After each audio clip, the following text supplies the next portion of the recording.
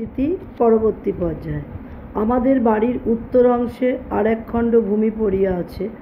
আজ পর্যন্ত ইহাকে আমরা গোলাবাড়ি বলিয়া থাকি। এই নামের দ্বারা প্রমাণ হয় কোনো এক পুরাতন সময়ে ওখানে গোলা করিয়া সংবৎসরের শস্য রাখা হইত। তখন শহর এবং পল্লী অল্প বয়সের ভাই ভগিনীর মতো অনেকটা একরকম চেহারা লইয়া প্রকাশ পাইত। এখন দিদির সঙ্গে ভাইয়ের মিল খুঁজিয়া পাওয়াই শক্ত। ছুটির দিনে সুযোগ পাইলে এই গোলাবাড়িতে গিয়া উপস্থিত হইতাম। খেলিবার জন্য যাইতাম বলিলে ঠিক বলা হয় না। খেলাটার চেয়ে এই জায়গাটার প্রতি আমার টান বেশি ছিল। তাহার কারণ কি বলা শক্ত। বোধহয় বাড়ির কোণের একটা নিভৃত পোড়া জায়গা বলিয়াই আমার কাছে তাহার কি একটা রহস্য ছিল। সে আমাদের বাসের স্থান নহে, ব্যবহারের ঘর নহে, সেটা কাজের জন্যও নহে। সেটা বাড়িঘরের বাহির, তাহাতে নিত্য প্রয়োজনের কোনো ছাপ নাই। তাহা শোভাহীন অনাবশ্যক পতিত জমি। কেউ সেখানে ফুলের গাছও বসায় নাই। এই জন্য সেই উজাড় জায়গাটায় বালকের মন আপন ইচ্ছামতো কল্পনায় কোনো বাধা পাইত না।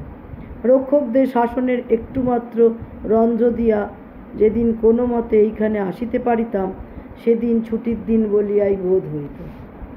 বাড়িতে আরও একটা জায়গা ছিল, সেটা যে কোথায় তাহা আজ পর্যন্ত বাহির করিতে পারি নাই।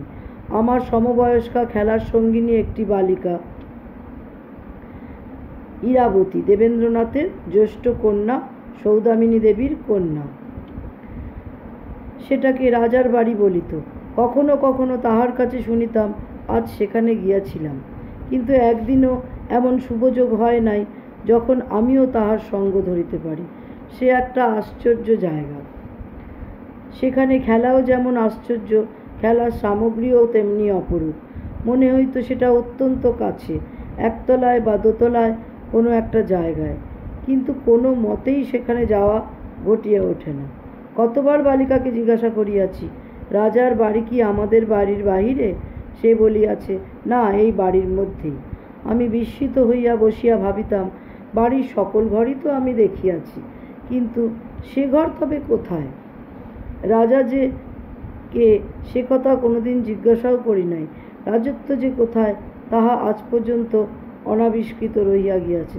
কেবল এইটুকু মাত্র পাওয়া গিয়াছে যে আমাদের বাড়িতেই সেই রাজার বাড়ি। আজ এতটুকু। পরবর্তী পর্যায়ে আবার পরে। নমস্কার।